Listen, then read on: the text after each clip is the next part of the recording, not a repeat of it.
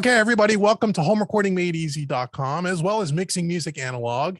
And here on our YouTube channels, and this week I got a really special guest for our podcast. I have Chris Yetter from Audio-Scape Engineering. You guys know about Audio-Scape if you've been following me for the last couple of months, because we've been doing some unboxings and we've been doing some videos and some sound examples. And Chris has been so gracious to take time out of his busy day to chat with us a little bit about Audioscape. So if you have not seen the videos on the unboxing and the sound examples on the opto compressor, the links will be in the description box below. And by the time you guys watch this video, you'll also see links for the V Comp Plus. You'll see an unboxing video and a sound example video as well. Check out those links, and then all the Audioscape stuff will be in the description box below, so you could go check out what these guys have to offer. But Chris, thank you so much for spending some time with me today. I'm really excited. This is really cool because now I get to meet the man that we're talking about, all these wonderful compressors and stuff that you guys make. So I'm really glad you're here. Thanks so much for joining me. Well, thank you for having us, or me, us, the company, all of us. No, thank you so much. Really. Oh, you're very welcome. You talk about the company, and that's the thing I want to talk about. So the thing that and I mentioned this in the unboxing videos when we did the opto compressor, and I talked a little bit about, and this topic comes up a lot on my channel. We talk about hardware all the time, hybrid particularly, right? And there's lots of companies that kind of do in the same ballpark of what you do. And what I loved about your company, once one of my students turned me on to it, was really the story. And the more I got to chat with you on email, the story of the company and kind of your philosophy and how you do this stuff, I think is what drew me to you guys. So tell me a little bit about Audioscape. When was it started? How did this whole thing happen? Give me a little history lesson on your company. A brief history lesson. Okay. Yeah. Well, we started in 2016. Before that, I had a guitar pedal company actually for about 5 years. So I would just sit there and just drive myself crazy, testing transistors, for hours on end. I was like, it just wasn't sustainable doing that in the way I was doing it. And I started developing what became our bus compressor around 2015, 2016, just single car garage, I think back then I had like my best friend's younger brother working with us, and it just, sold one compressor. I think the first compressor we sold had like inkjet water slide decals on it. It didn't even have silk screen. Wow. And it would just take the money from that. And then, after that sells, now we can finally have enough money to afford to build cases, properly, and, sell it for a decent price, but still, give people a good deal. And the idea was, I really liked the idea that somebody could, get a really good budget piece of gear that's actually made to a standard, that is, 4 times the cost. So that's sort of where this was born out of, this sort of ethos. And what year did you guys what year does Audioscape Engineering start making stuff and selling stuff? I mean, what year did you guys kind of really officially form? We dipped our toes in the water in 2016, and a little bit in 2017. We even started doing like the opto comps a little bit. And then really 2018, we LLC'd, we went really hard, on it, and then actually went to our first NAMM in 2019. So it's just been a slow progression. Years. Yeah. Well, the thing is, I didn't want to open the floodgates too early if we couldn't supply.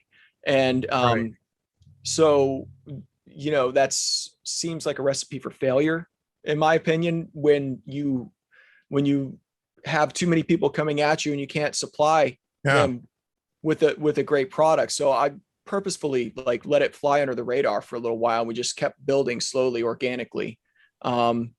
And now I feel like we're to a point where we can supply. We have a great crew, and, this company was built, kind of the way you think most companies are built nowadays. And, that's, I guess, not really what happens with audio gear nowadays. So that was an eye opener for me as well. So.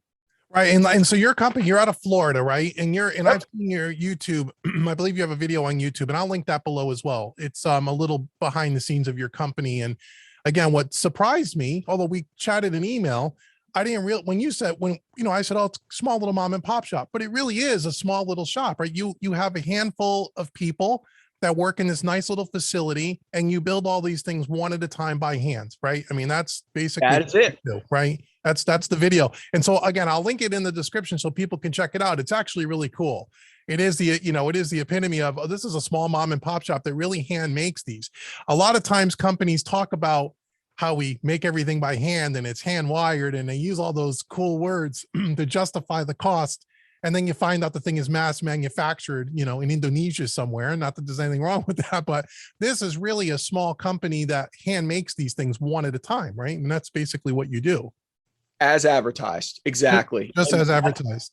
And That's what that video shows, you know. Yep. And I think, and I think it's a good thing that you said you try to fly under the radar, because if you, I guess the temptation for any company would be, let's just open the floodgates and sell as many of these freaking things as we can. But then, and this is part of the thing that we talk about on my channel and some of the dialogue you and I had early on, which was when you get to that point, now, when you're trying to make a product that is, like you said, a third or a fourth of the cost of the real thing, quote unquote, and you're flooded with orders, you know, what has to be sacrificed to be able to fill those orders, right? And so, and you don't want to do that. And I think that's a great thing that you're like, no, we got to build them right. And let's talk about the components, because that's one of the things that you were talking to me about on email, which is like, you know, we have limited supply, right? Because when you go to your website, most times, every time I've been on your website, everything is sold out, and that you have small batches. And this is what I tell people on the channel: if you want something from Audioscape, you have to continually check, and they usually have a limited amount of runs on certain pieces, depending on components, which we'll talk about, right? And you have to kind of get your order in because they're gone the same day, right? I mean, pretty much.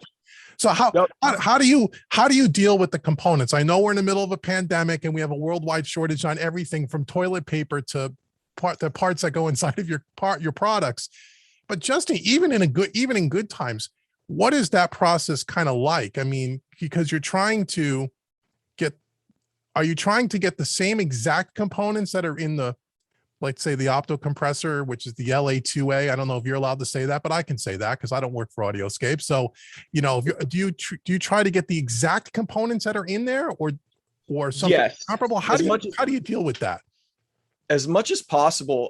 It's going to different sources, you know. Sometimes it's a surplus place, you know, like one of the surplus places we buy from is like West Florida Components, you know. Or there's like, just a lot of parts we can get from Mouser, you know.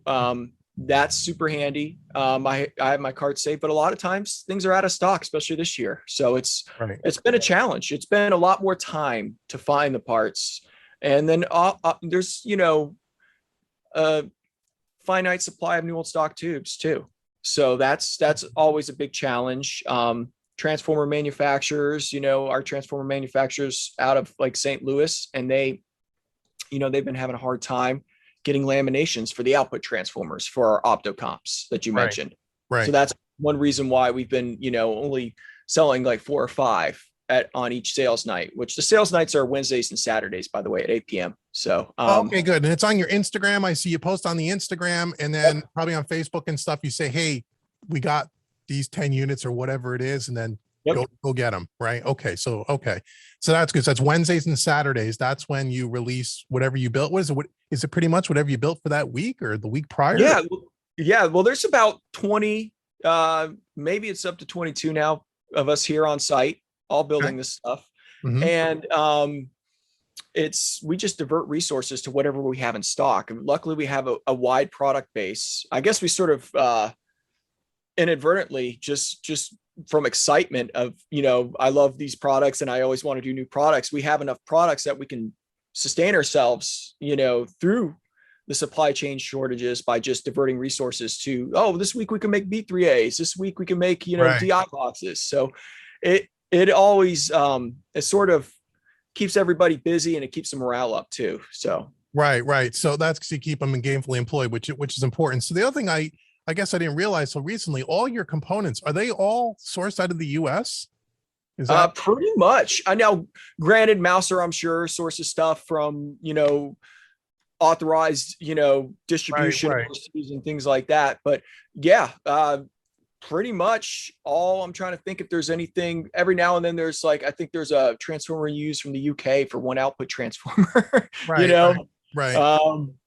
So yeah, surplus places mostly.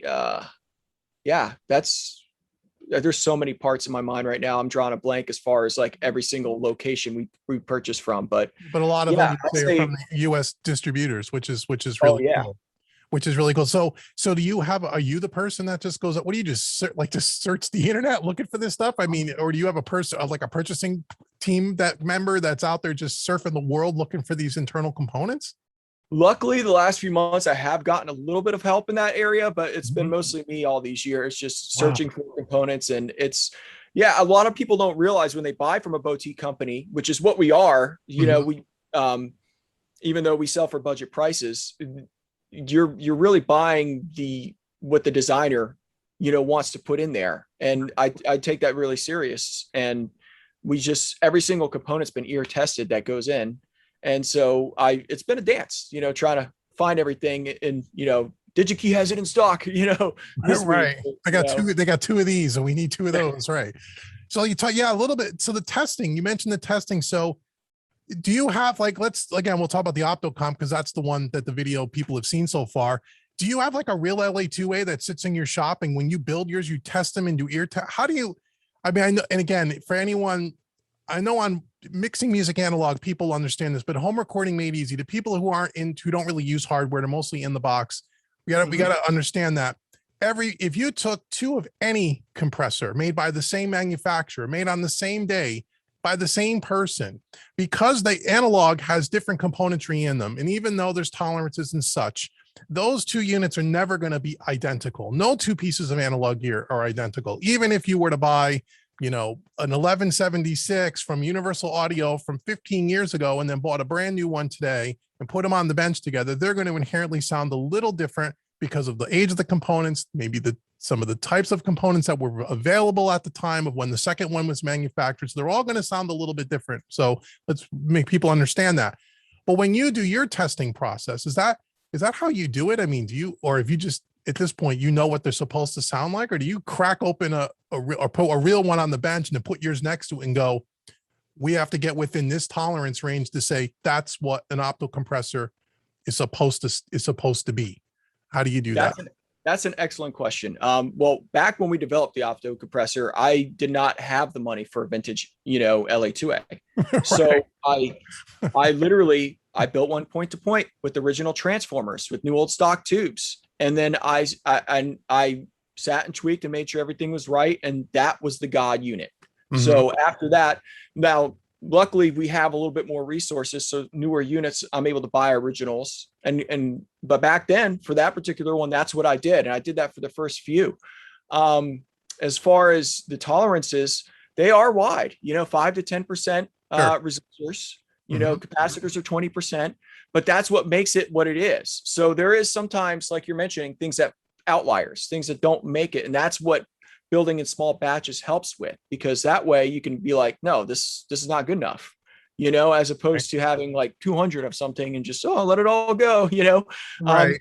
And I literally, there's Post-it notes on every single unit that I take. And one of the major variances, for instance, on the Optocomp or any T4B optical compressor is the speed of the photocells. So it can recover the way the needle recovers. It can recover slow or fast. Absolutely. And I'll have a range, just, it's very unscientific, but it'll be like fast, medium fast, medium slow, and slow. And I'll like sort of go with that range. So if somebody buys a pair, I like to know that we can sort of have them matched unlinked. So, there'll be two medium slow T4Bs, that act the same way, where the knobs are kind of in the same position, whether they're unlinked. And then if you want to link them, you can, but that way you still, you can have either or, I feel that that's important for the user. So we're going to always do that. Even on our EQPs, we take down the volume of every single one. Instead of adding like a output fader, like some people do, everything you add takes something away. So basically we, just sit there and we write down the volume on every single EQP. And then that way we can match it that way. And then of course I listen to the high bands and make sure those match too. So, right. So so it sounds like it's a pretty involved process. I mean, it probably takes as long to do that it does to make the thing. I would imagine, right? Finishing. Yes. The finishing, but that's what we, this is a labor of love. Right. That's what we want people to know. Everyone here loves this. Everyone that's building this stuff, you can see it in the video. They're into audio. They're audio Yeah. people. Oh yeah, for sure. They're musicians and audio people, and they understand what they understand what they're really making. They're not just building maybe from a drawing or something, or just like a typical manufacturer where the people have no idea what the stuff is. They're just building to a work instruction. It seems like your folks they know what they're building, and they understand what this is and what it should sound like and how it should look or how it should behave when it's in use. And that's awesome. I mean, what do you find is, like, other than the part supply shortage, what do you find is the biggest challenge? And I know you hear this because I said this to you. You're making replicas.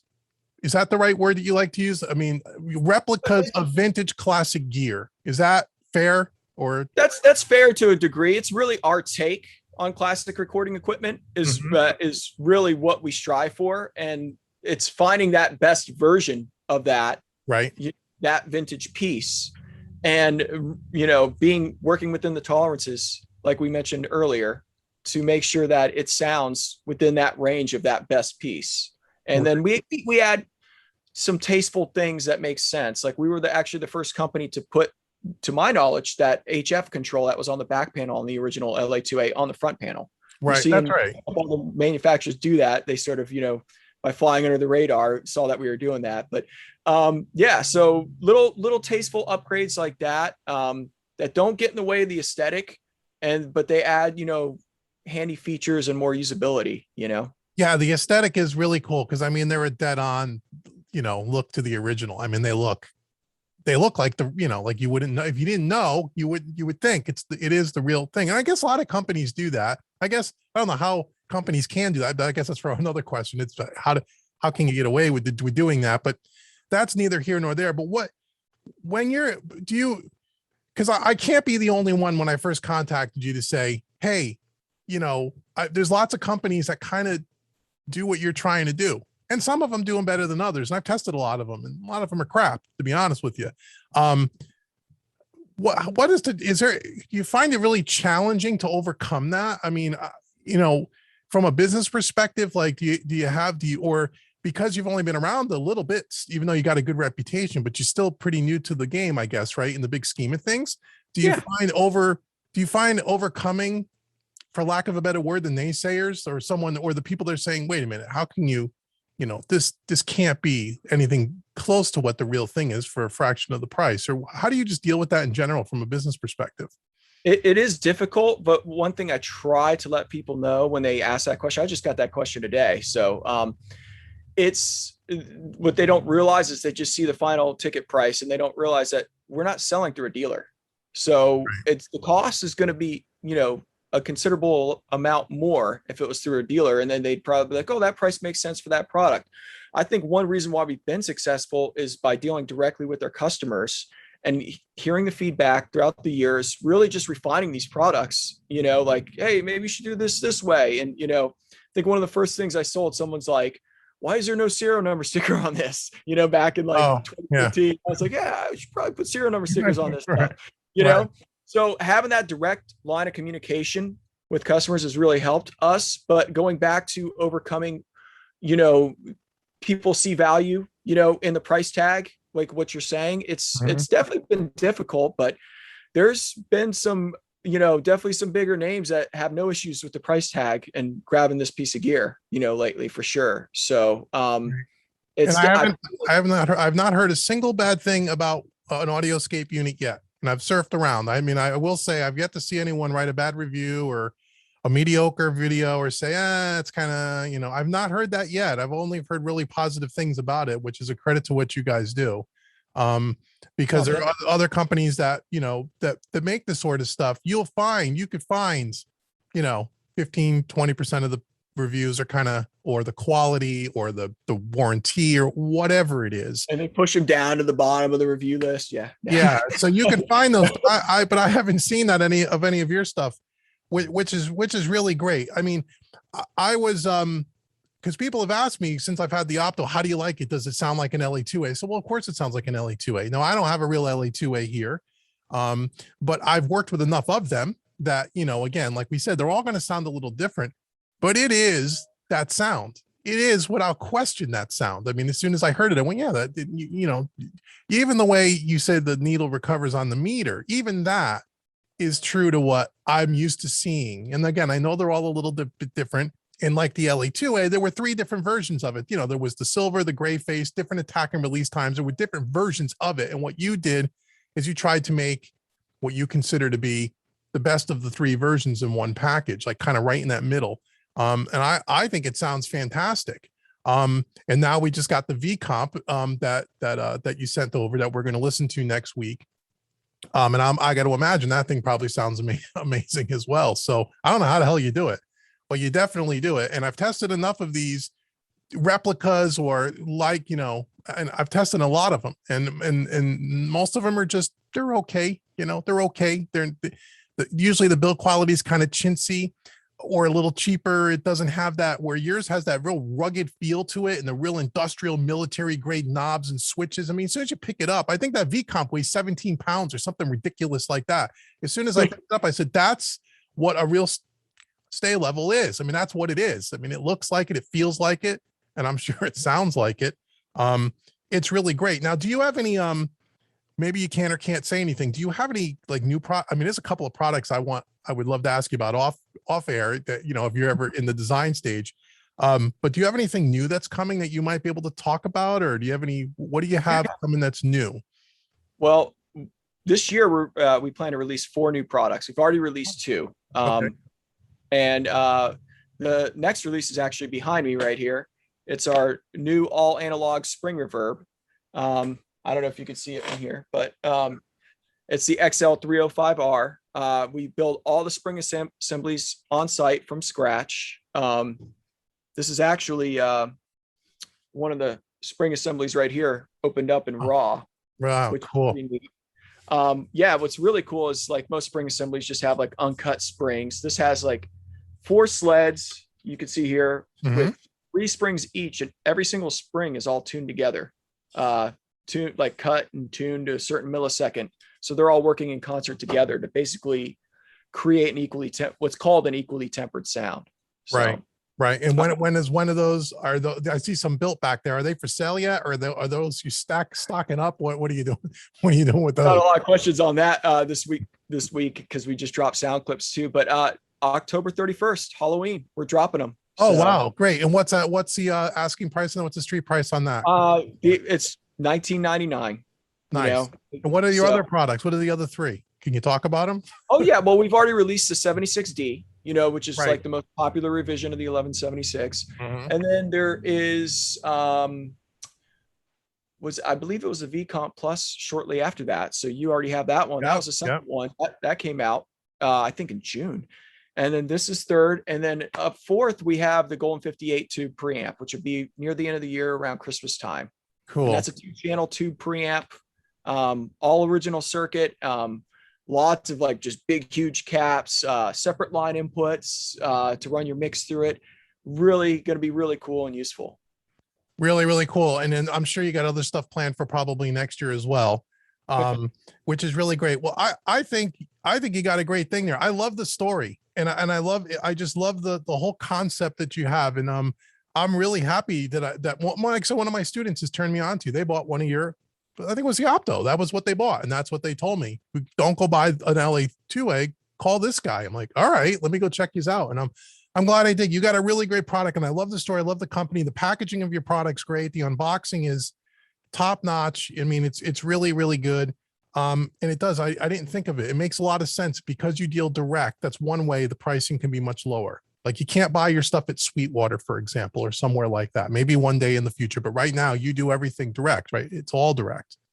That's what we prefer to do, even in the future. We've had some dealer requests for years, actually, but we like dealing directly with our customers. And, you know, if there is a servicing need, then you just have a direct line of communication. And, you know, then it makes it easier, you know, to get any potential issues resolved instead of having a middleman, you know? Yep. And I will say, I mean, like I've said in the other Opto video, I emailed you originally. I think you got right back to me. One of your team members, she got back to me, and within like 24, I mean, it's like 24 hours. It was like within a day or so. And that's rare with companies that you can do that when you, and I tell everyone, especially when you're buying stuff online, buy it from a trusted source. You know, you can get great service. If you're buying from a big third-party dealer, I always tell everyone go to Sweetwater. If they don't have it at Sweetwater, find companies where you can have that one-on-one connection. So if there's a problem, because you're making electronic devices, there will be somewhere down the line, there may be an issue, but you can get it serviced and taken care of right away. And by the way, what's the warranty on your stuff? What's a typical 1 year? It's a typical 2 year actually, but we're not, I probably shouldn't say this, sticklers for warranties and things like that. We would rather just have it working. So lots of things, if they're 3-4 years old, we'll just fix them and just send replace a part or whatever. Yeah. Okay. We don't charge like a servicing fee for it or anything. Well, that's really cool. Most places do honestly, that's what we're about. We want it just working, as long as possible for people. And that's, but we just put that 2 years sound standard. Okay. But no, we're going to take care of people, Well, most companies are only 1 year. So the fact that you do 2 years is great. And like you said, if you're, again, it's a good mentality to have. If something goes wrong at 2 years and 6 months, we'll put a new part in it. Just send us the unit back. I mean, that, I'm an end user. I love this stuff. So we basically take the ethos of, we're going to treat people how we would like to be treated. It's really simple, So great. It's great. And again, you make the stuff's good and it has to sound good, but I'm all about that being equal. I'm all about the company and the service, because as you're a small business, and I tell people I'm the same way. I'm a small business. I answer every single email, every single comment. Everyone asks me, well, where's your assistant? I said, there is no assistant here. It's me. When you communicate, you're communicating with me. Because again, I think that's important. And it shows that the company's got good integrity. And even as you get bigger, I know that's more and more difficult, but the fact that you are involved hands-on with that stuff, and you did that with me and you didn't know who I was. So, I mean, you just did that because that's what you do. And I think that's great. Is there anything else you want to mention? Anything you want to talk about? Anything that I should have asked you that I didn't ask you that you want to get out to all of our listeners? Well, we do have, like I mentioned, that spring reverb. That's why we're showing it off here behind me. There will be a demo video on this next week. So definitely check our socials for that. And also the SoundCloud clips are up. If you're just curious what it sounds like, I don't think there's anyone really making reverbs like this that I'm aware of really this century. So I think it's kind of cool and unique. And I know a lot of reverbs are in the box these days, but there's something to this that's really interesting and unique. And I actually worked with the original designer of this XL305.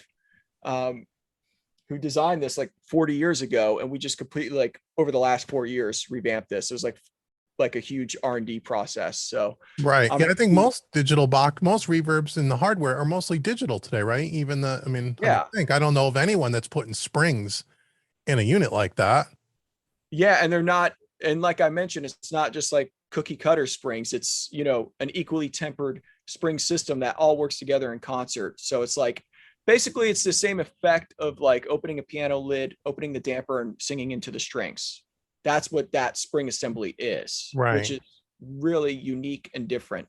So we're excited. It's a really kind of a groundbreaking design, even though it was introduced in the early 80s, and it didn't really, it sort of had like a cult status. And it's the way we're doing it now. We're just super excited to bring it back. So. Yeah, that's cool. That's unique. And that'll sound different than any other kind of digital box or even a plug-in that you can do. I mean, unless you have an old guitar amp, no one has real, spring reverbs anymore. Yeah, and those just have cut springs just laying there. Yeah. No, that's awesome.